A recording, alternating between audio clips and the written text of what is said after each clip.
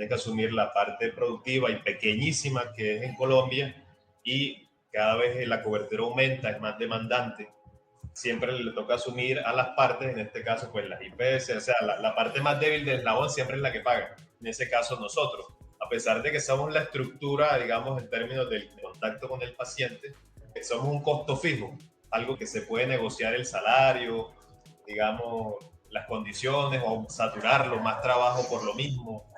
Eso finalmente, o sea, estamos en un sistema financiero en el que el médico en estos tiempos en Colombia y casi todo el mundo se proletarizó, dejó de ser una profesión liberal para convertirse en un obrero más del sistema. Eso es lo que en Colombia sucede.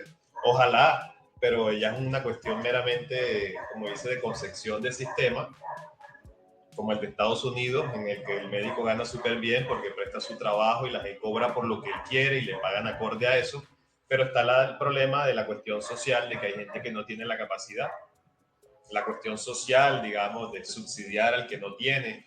Entonces ahí como que buscar el equilibrio es un tema ahí complejo.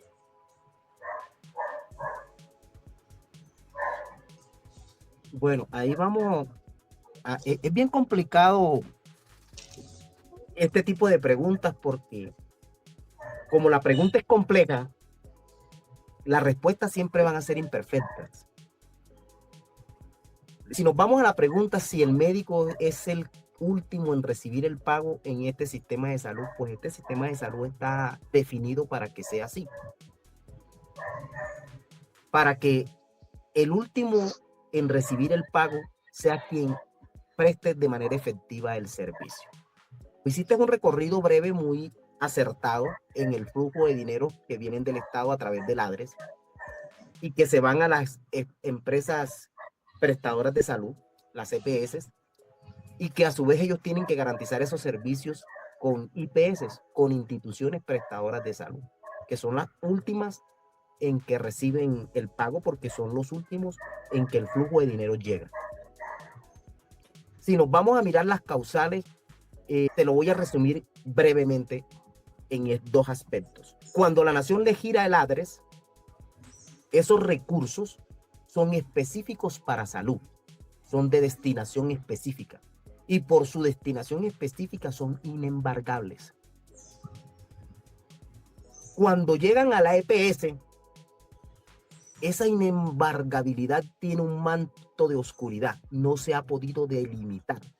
Por eso ahorita la nueva EPS fue embargada, siendo esos recursos de destinación específica. Y como son de destinación específica, tienen la favorabilidad de la inembargabilidad.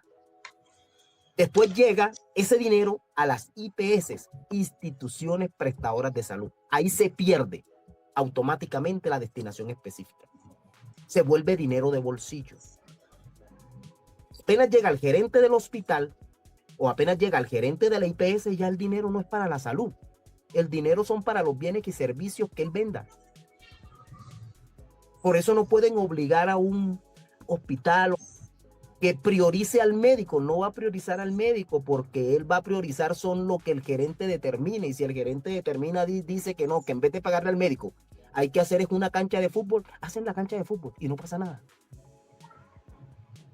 Porque se pierde la efectividad de la norma al ser de destinación específica.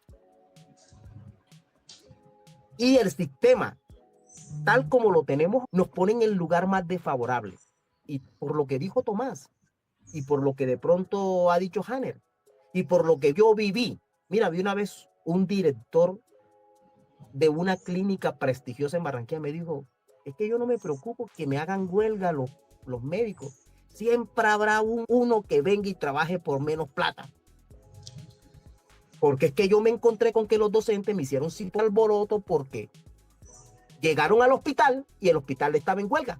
Y los médicos y que habían renunciado. Y yo fui a hablar con el gerente, mire que tengo esta situación, tengo ahorita mismo una situación incómoda con la Contraloría porque Me dijo, no te preocupes, mañana tienes los médicos. Y mañana tenían médicos nuevos. Porque dejamos de ser liberales. Hay muy pocas especialidades en Colombia, muy pocas que todavía son liberales.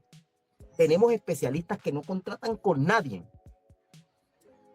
Tenemos otorrinos, cirujanos de cabeza y cuello especialista en tumores. Y ese médico no contrata con ninguna IP, le tienen que pagar de contado. Anteriormente, hace 10 años, había solamente 10 endocrínicos pediátricos en Colombia. 10.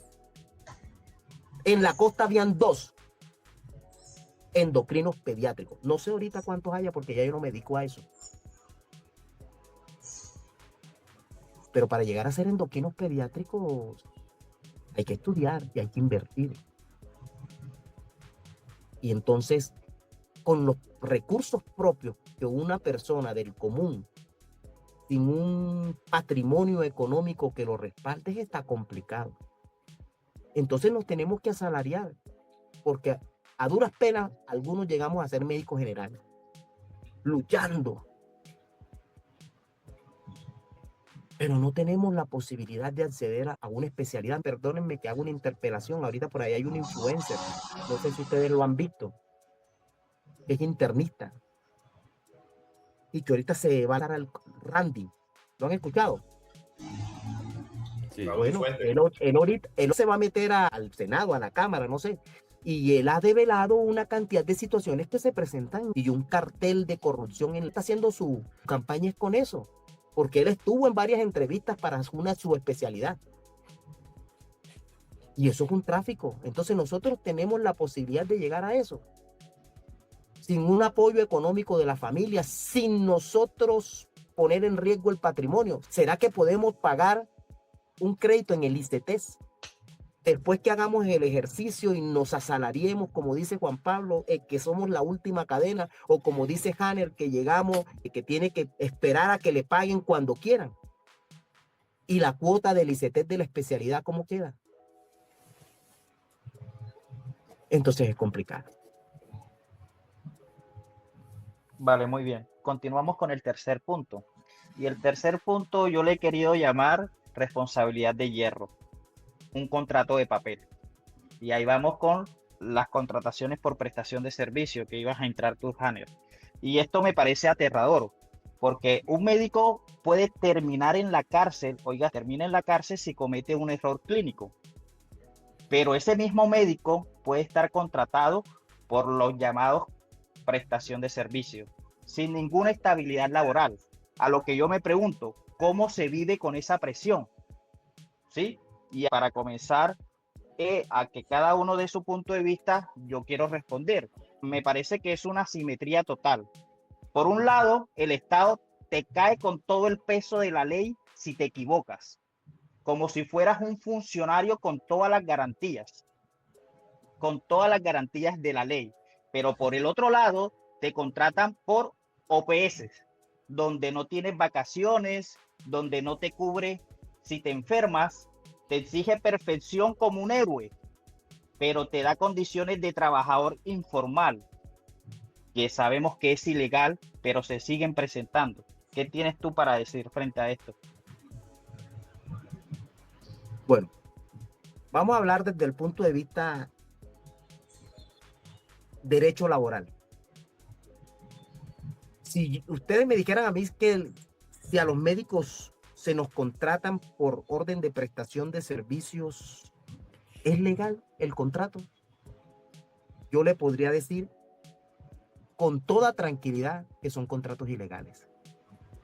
Están por fuera de la ley. ¿Por qué? Porque es que el contrato tiene unas características y tiene que tener unas características que son esenciales. La prestación efectiva del servicio de manera personal, que por esa prestación efectiva del servicio hay una paga. Y el otro elemento esencial es la subordinación. Hanner, te pregunto, en esos contratos que tú has firmado de OPS, ¿los has hecho por ti mismo o por interpuesta persona? Bueno, en el caso mío particular no sea como la gran mayoría de las personas, pero los que he firmado no son por prestación de servicio.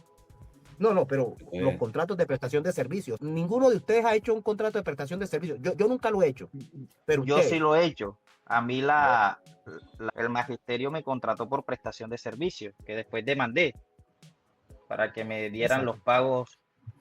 Y Y yo hacía mi trabajo. y ganaste Sí, la gané demanda. gané El la tema demanda. es que esa empresa se declaró en quiebra y se desapareció. No hubo a quien perseguir. Entonces, en derecho laboral hay una premisa que es la realidad prima sobre la formalidad. Usted le pueden escribir lo que usted quiera en ese contrato y usted puede firmar lo que quiera.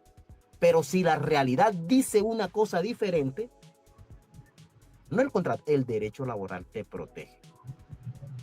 Entonces, aquí el punto es no solamente el contrato que lo hacen de manera ilegal, inclusive el Estado. La mayoría de los hospitales públicos en Colombia contratan por OPS en toda su ilegalidad y nadie dice nada. No, es que está en la obligación de reconocer los derechos que tenemos por la misma naturaleza de la prestación. Nuestra prestación no se puede realizar de un contrato diferente al contrato de trabajo, con todas sus letras, ya sea a término fijo o a término indefinido. Pero jamás ni nunca debe ser por OPS, porque se pierde la naturaleza misma de la prestación del servicio por parte del médico. Bueno, como abogado yo les podría decir que todos esos contratos tan pronto se finalicen y pierdan la relación y el vínculo, pueden demandar. Pueden demandar porque la jurisprudencia y la ley los protegen. Y pueden recuperar todos esos dineros que han dejado de ser entregados y que ellos mismos han aportado en seguridad social, en pensión.